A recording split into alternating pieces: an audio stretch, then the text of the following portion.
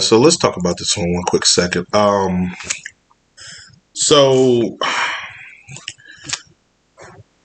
it's been one of those weekends where it's sad, but to see the outpour of support for Akira Toriyama is crazy, and it's nice. It's well deserved. He has earned all the recognition, all the praise, because this man created something that will live to the test of time. There will be no other Dragon Ball other than his.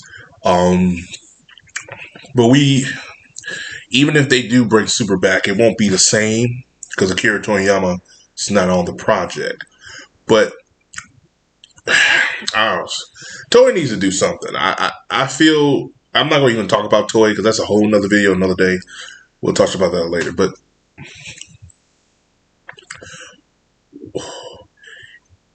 it's just so great to see that it's just, like I said in my video, I didn't think nobody watched Dragon Ball till, hey, I talked to some friends at school, thought it was Among Us, went to another school, they talked the same thing.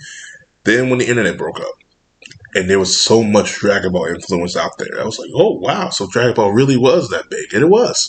Seeing the outpour is great. When Super came out, I definitely saw it. But I do want to touch upon one thing, though. It makes why Akira Toriyama's Dragon Ball is so important. It's so important to many people. Forgive me, this video is going to go everywhere, but I'm going to still stay on the topic I have. It's so important because it opens the door for a lot of anime. Jason DeMarco, creator of Toonami, said it without Dragon Ball, Toonami wouldn't exist. I don't think so. I think Toonami would exist, but in a different form. I do think without Dragon Ball, a lot of anime today wouldn't really have that same pathway. Like, if it wasn't for Dragon Ball, I don't think we would have gotten Naruto on Toonami. If it wasn't for Dragon Ball, I don't think Bleach would have aired on Adult Swim. So that does play a factor where it did. One Piece was weird because it went from 4 kids and then went to it had a weird time finding its way to Toonami, but it found its way to Toonami.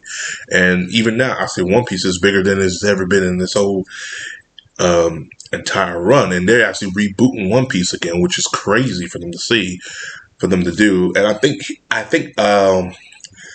Odai, he wants to reboot it, but he wants to do it a different way. I feel that Odai's son, and I'm gonna make it quick here. I feel that he don't hate his creation. I feel that he hates how far off it's gotten. Like, the fans love it, but you could tell it's like, yeah, I'm kind of want to certain things I wanted to end, because it's the longest running manga out there. And it's the most popular manga out there too. I think One Piece is popular to Dragon Ball over there in Japan. I could be wrong, but I think it is, or the neck and neck. I do believe Dragon Ball is more popular in the West than One Piece. Well, before the live action TV show came out, I thought it was, but I think One Piece is overtaking that too. So it's good for One Piece to kind of get that crown that it's been trying to capture for years, especially over here in the West. But back to what I'm saying with to Akira Toriyama Dragon Ball is so important because it opens so many doors for a lot of main anime manga artists, and also it was a blueprint to a lot of shonen animes have to follow. You have to follow the quote unquote fights and try to top each other with the fights, because still to this day no one has topped the Frieza and Goku fight. I still think the fight between Boo is a little bit better, but I can understand why. Kid Boo, excuse me. So, but yeah, it sucks. But the good thing that came out of this, and there's always a good, is the recognition, the praise that he's getting, the love that he's getting, the admiration that he's getting. There's not one person, and I tell you, one person out there that cannot tell me that Dragon Ball Z or Dragon Ball didn't touch them some way, influenced them some way. A lot of shows today are influenced by Dragon Ball in the West. A lot of things they took it away. Hell, even certain TV shows that were airing around the same time were influenced by it. They even had episodes dedicated to it, which was weird. Grim Adventures Billy and Mandy, Boondocks had a little thing to it, so you could tell the inspiration and the influence. Would I want Dragon Ball Z to go back to its roots? Yes. But it's going to take a person who is really, really passionate about this and who really wants Dragon Ball to go back to its roots. And I mean, roots is Dragon Ball Z. Once you do Z, there's no way for you to go back to Dragon Ball. And this Diamond feels like that, and I feel like I don't like that. But that's just my opinion. I feel that they shouldn't go back to their root that far back. Unless they do a side mission down the road, but it's kind of too late. I think fans want more the Z level than the Dragon Ball level, but that's another video for another day. I just want to touch upon it. I just want to talk about how the praise that the love that he's getting is just great. And I really am happy to see that online. You don't see that a lot. I think when Kevin Conroy died, there was some love, but not on this level. I think, again, Kevin Conroy has touched people in different ways, but not like this, because he's popular over here, but I don't think he's popular as much in Japan.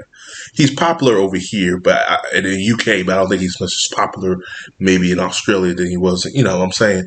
But Dragon Ball is popular worldwide. This is a phenomenon. This thing took the world by storm in the early 2000s, and it still kept its popularity going with the video games, with the movies, and it kept going strong. And then people eventually saw it, like, yo, this is a masterpiece, and it was. There will be no other Dragon Ball than Dragon Ball and Dragon Ball Z, and these are the two ones that I tell people to watch. Super, you can watch it, but I want to watch it when I watch Dragon Ball. GT, you can watch it before you watch. You can watch it unless you watch Dragon Ball and Dragon Ball Z. You know what I'm saying? And same with Super 2.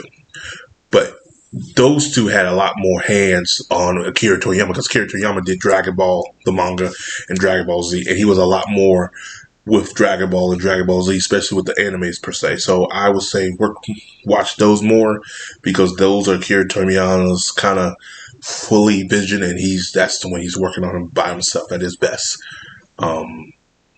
I still, to this day, the introduction of the Saiyans is the best way to introduce any antagonist to any